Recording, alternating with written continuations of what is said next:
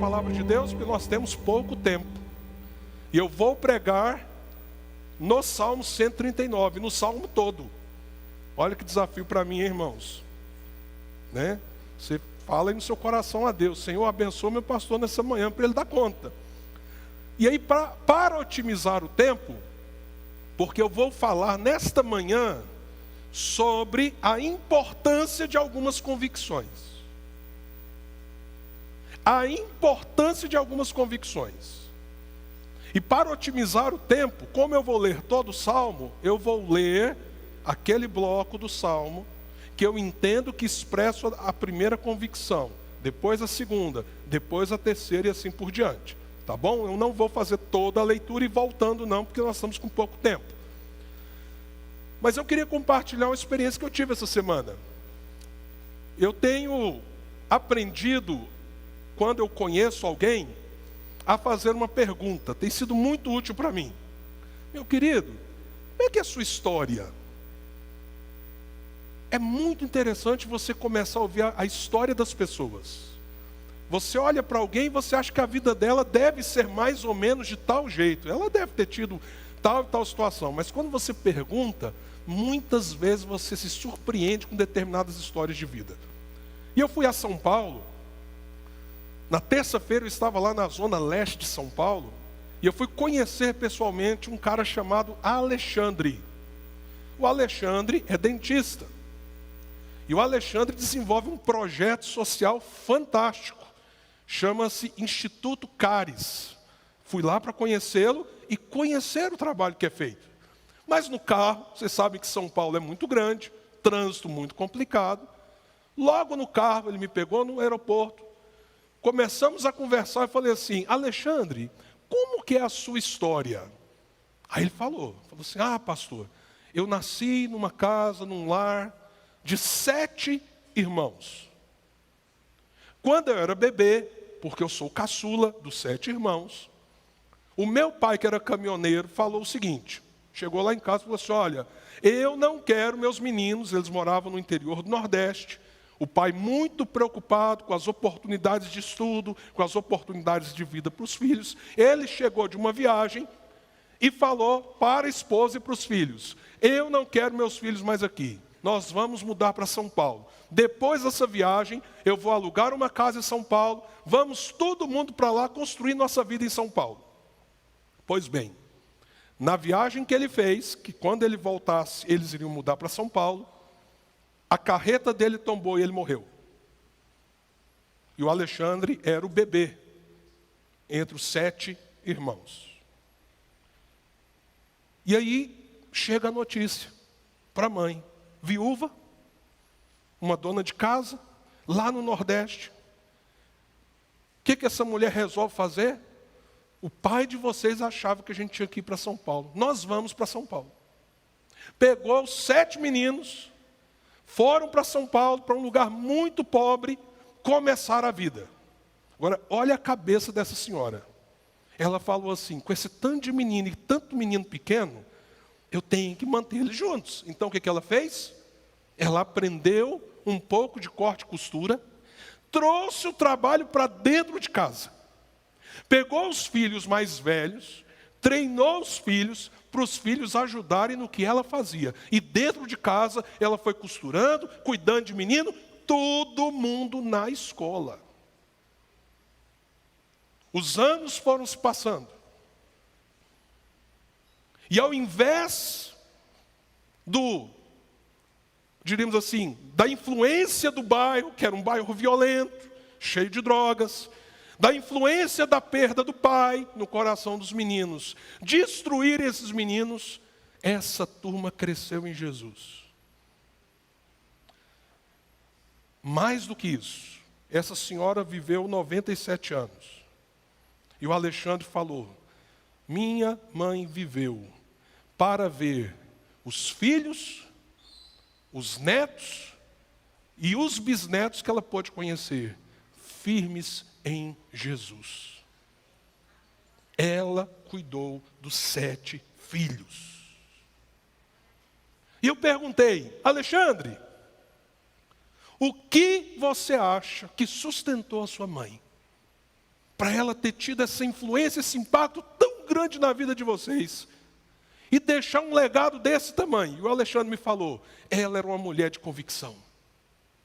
Ela era uma mulher de convicção. Quando eu olho para o Salmo 139, eu me lembro de um homem que passou muita coisa. Esse é um salmo davídico. Davi teve altos e baixos. Davi teve conquistas monumentais. Foi um grande guerreiro, vitorioso. Foi um grande rei, esplendoroso. Foi um grande poeta, um grande músico. Mas Davi também viu tragédias dentro do seu lar. Davi viu a perda de filhos que se revoltaram contra ele.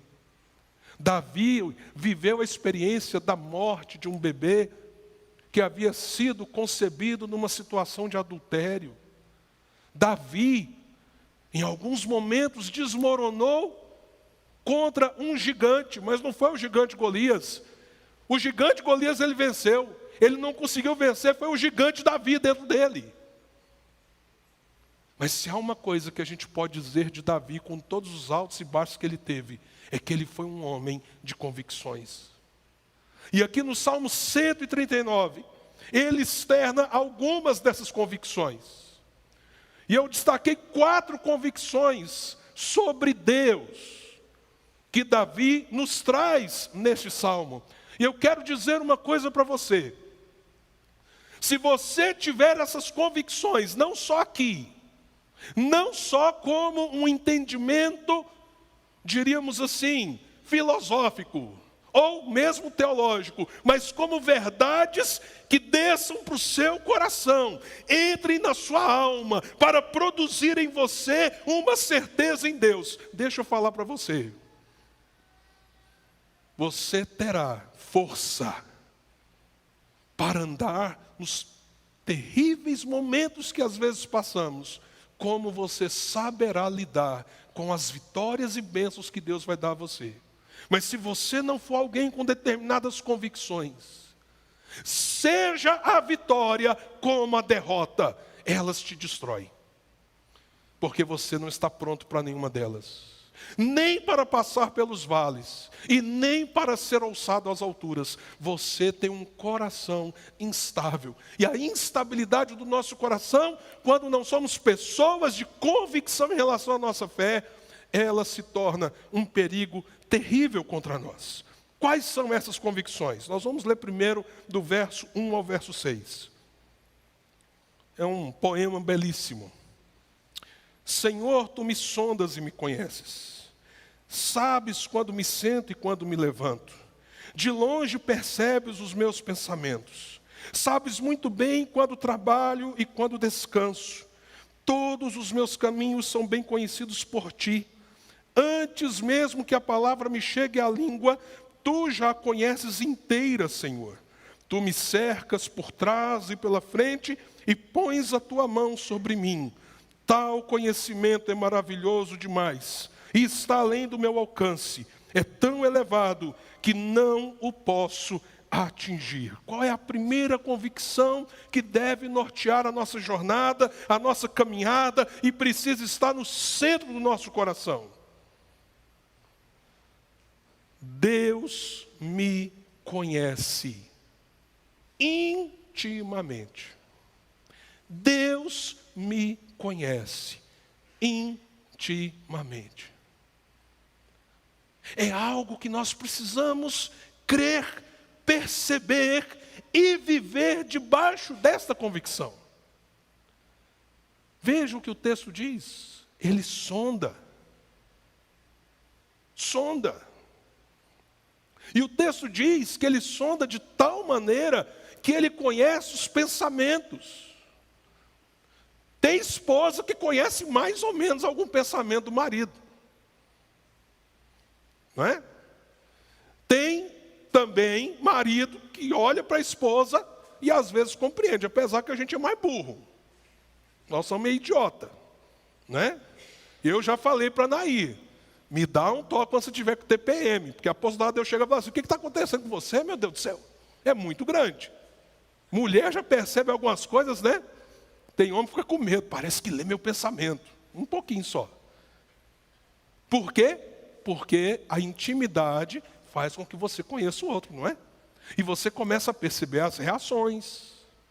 Tem gente, por exemplo, que ele próprio não percebe, mas quando ele fala uma mentira, ele dá uma gaguejada.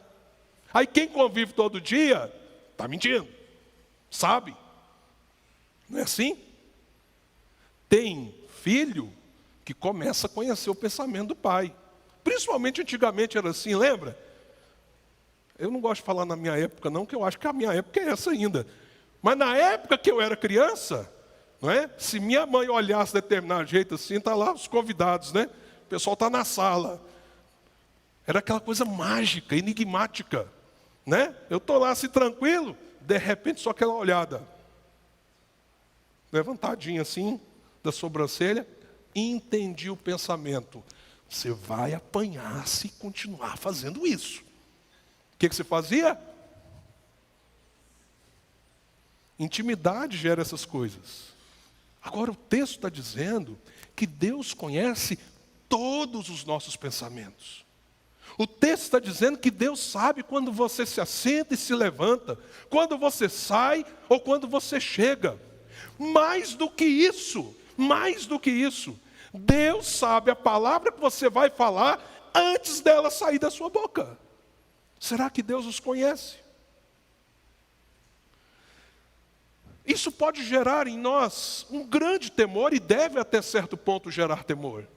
Deus vê todas as coisas, inclusive o que eu olho, o que eu posto em rede social, inclusive as minhas lutas, os meus pecados, as minhas tentações. E aí quando você lembra que Ele é um Deus santo, um Deus que odeia o pecado, talvez isso te leve até a um certo desespero se você mergulhar nessa percepção do quanto Deus te conhece na sua intimidade. Porém, o Salmo nos revela que esse Deus que nos conhece tão intimamente, Ele nos cerca. E aí o verso 5 diz, Ele nos cerca, Ele me cerca por trás, pela frente. E aí olha que coisa tremenda. E pões a tua mão sobre mim. Essa é uma expressão de um Deus que me conhece na mais profunda intimidade, mas ao invés dele vir contra mim, ele vem com a sua mão abençoadora sobre mim. Provavelmente Davi se lembrava das cerimônias de bênção. Quando os sacerdotes abençoavam o povo, abençoava o rei. E impunham as mãos.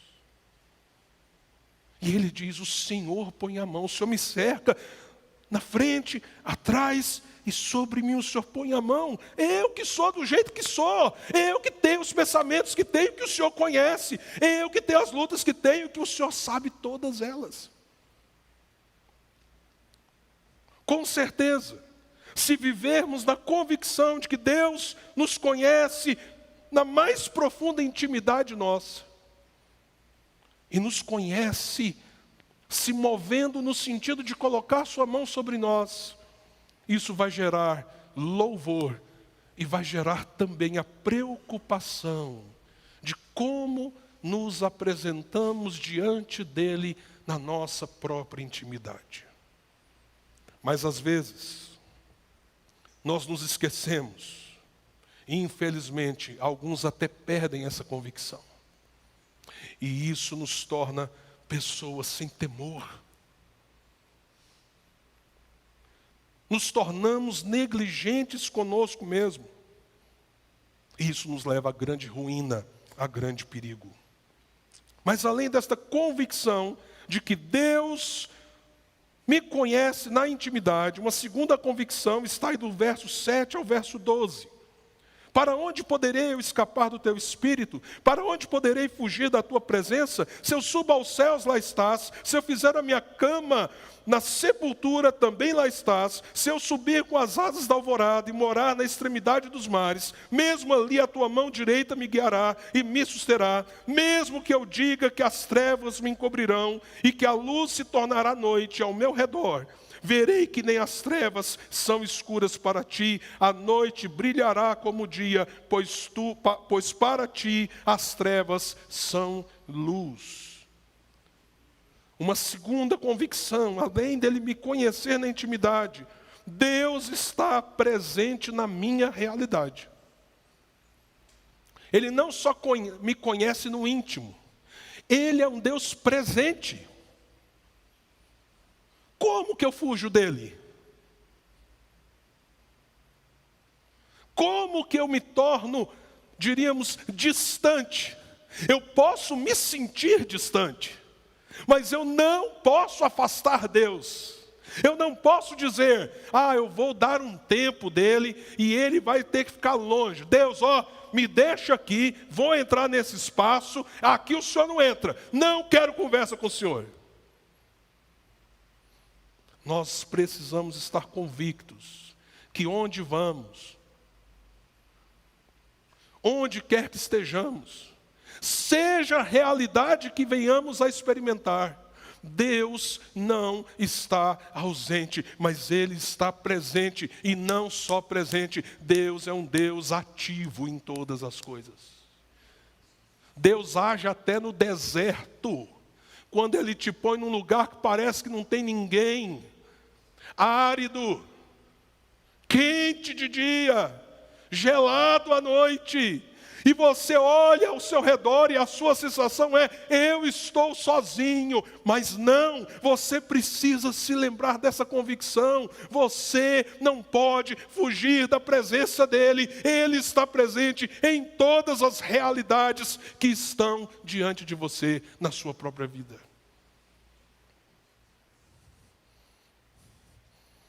Uma coisa é o que sentimos. Outra coisa é a realidade dos fatos. Sentirmos como se Deus estivesse longe é uma experiência que o coração humano experimenta tantas vezes. Deus estar longe é uma impossibilidade. Então o que a gente faz? A gente renova a convicção para lidar com o nosso sentimento em relação ao aparente silêncio de Deus. Porque Deus usa o silêncio, mas Ele está lá. Deus usa a adversidade, mas Ele está lá. Deus usa as tribulações, mas Ele está lá. Está ali, e Ele está agindo. Primeiro, então, Deus me conhece na intimidade. Segundo, Deus está presente na minha realidade. Terceira convicção que você deve carregar com você: Deus me projetou na eternidade. Versos 13 a 18. Gente, isso aqui é a coisa mais linda sobre o seu nascimento. Olha o que Davi diz. Tu criaste o íntimo do meu ser, e me teceste no ventre de minha mãe. Eu te louvo, porque me fizeste de modo especial e admirável. Tuas obras são maravilhosas. Digo isso com, olha a palavra aqui, convicção. Meus ossos não estavam escondidos de ti, quando em secreto fui formado e entretecido como nas profundezas da terra. Os teus olhos viram o meu embrião. Todos os dias determinados para mim foram escritos no teu livro, antes de que qualquer deles existisse. Essa é uma declaração sobre aqueles que estão debaixo de uma relação em Cristo Jesus.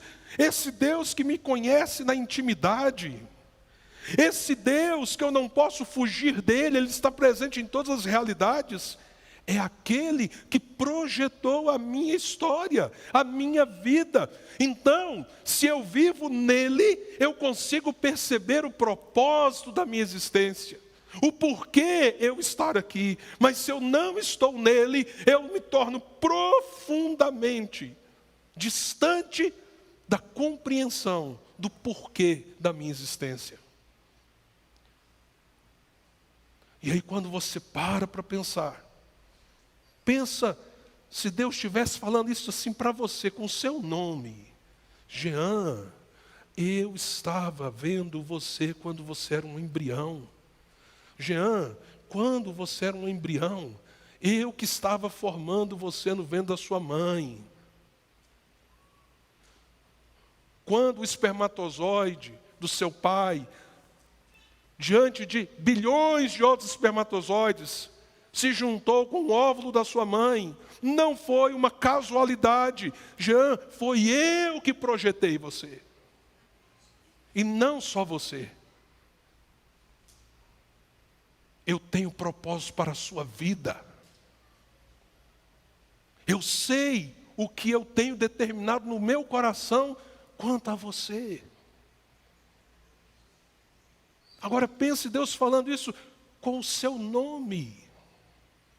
Essa é uma convicção poderosíssima.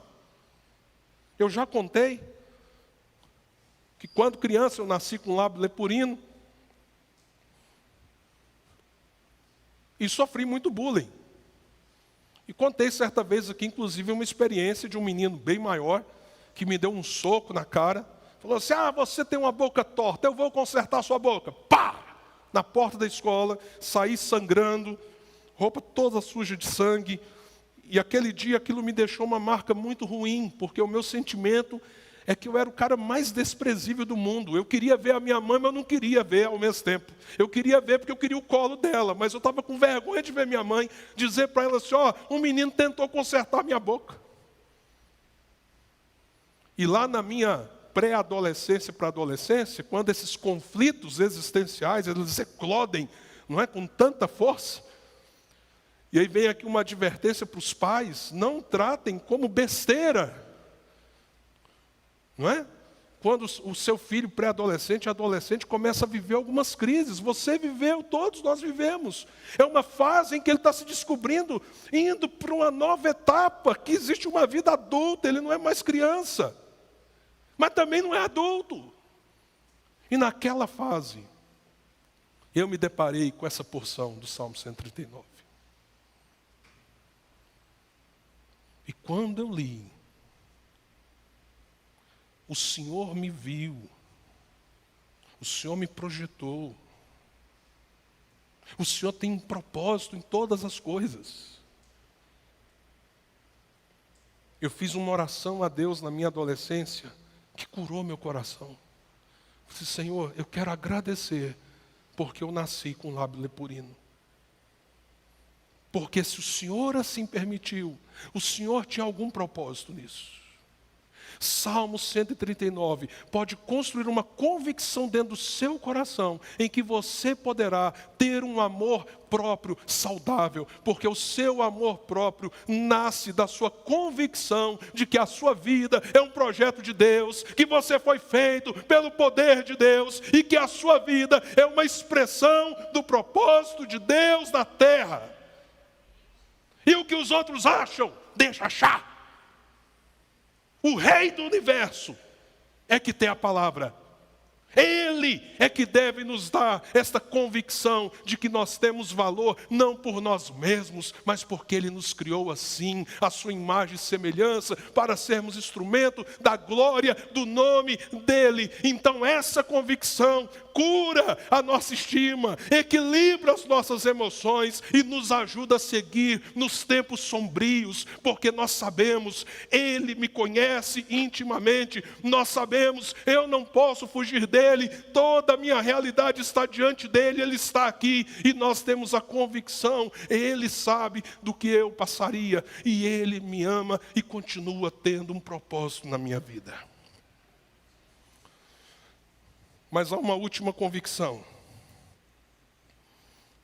Esse Deus, que conhece nossa intimidade, está presente na nossa realidade, nos projetou na eternidade, é o Deus que endireita o meu caminho diante da minha sinceridade. Olha o que o texto continua dizendo. Verso 17. para frente. Como são preciosos para mim os teus pensamentos, ó Deus, como é grande a soma deles. Se eu contasse, seriam mais do que os grãos de areia. Se terminasse de contá-los, eu ainda estaria contigo. Quem dera matasses o ímpio, ó Deus, afastem-se de mim os assassinos, porque falam de ti com maldade, em vão rebelam-se contra ti. Acaso não odeio os que te odeiam, Senhor? E não detesto os que se revoltam contra ti? Tenho por eles ódio implacável, considero os inimigos meus. Sonda-me, ó Deus, e conhece o meu coração. Prova-me e conhece as minhas inquietações. Vê se em minha conduta há algo que te ofende e dirige-me pelo caminho eterno.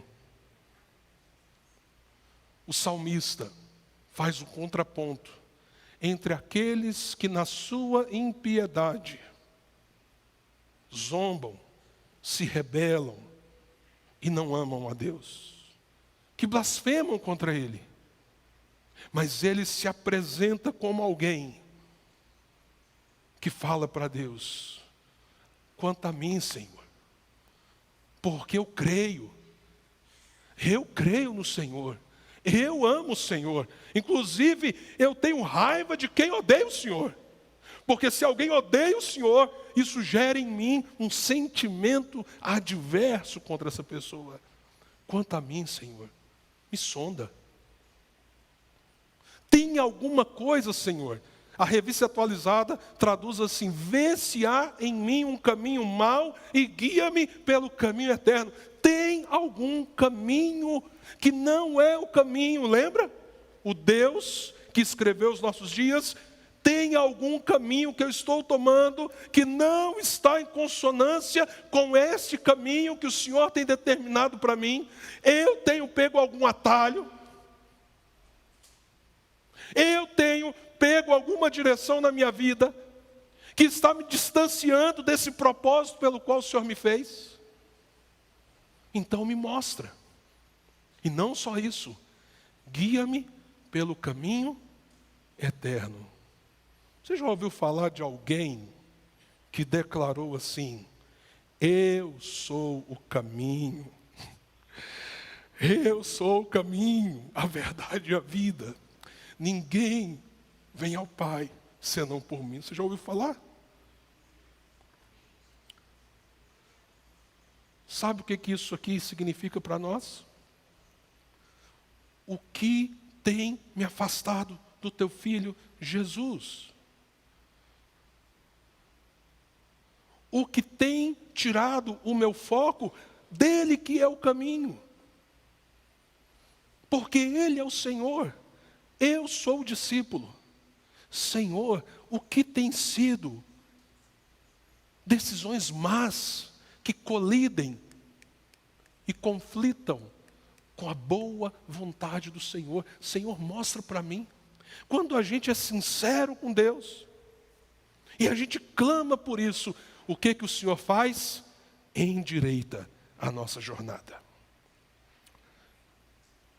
Alexandre, esse irmão de São Paulo, que história linda, que vida usada para a glória do Senhor. Aí ele me apresentou a Cris. A Cris não nasceu num lar temente, nasceu num lugar muito pobre também. Por ter sido acolhida numa instituição, ela passou a ser uma cuidadora em uma instituição, já há 30 anos, cuidando de crianças e adolescentes. Mas a Cris chegou para mim, eu perguntei para ela: o que é a sua história, Cris? Não tinha muito tempo, ela em poucas palavras disse: se eu tivesse conhecido Jesus antes, eu fiz muita coisa errada. Mas hoje, eu estou caminhando com Jesus. Eu perdi um casamento, eu passei por muitas lutas, mas hoje eu estou caminhando com Jesus. E sabe, pastor, 30 anos que eu sirvo crianças e adolescentes, eu descobri que só o Evangelho pode mudar. A gente pode aliviar o sofrimento, Mas o que muda é o Evangelho. E sabe por que eu estou dizendo isso para o senhor? Aí, por que, Cris? Porque há 2 anos, o Alexandre começou a trazer pastores que estão nos ajudando. E a palavra de Deus está frutificando aqui na instituição. E eu, que em 30 anos não vi a mudança no coração desses meninos, comecei a ver. Por quê? Porque o caminho, a verdade e a vida está chegando naquele lugar. Seja uma pessoa de convicções firmes. E você vai ter estrutura para lidar, seja com o momento que for, e viver para a glória de Deus. Não se esqueça, Ele conhece a sua intimidade. Ele está presente nas suas realidades. Ele projetou você na eternidade. Ele endireita o seu caminho. Quando com sinceridade você diz, Senhor, onde eu estou falhando?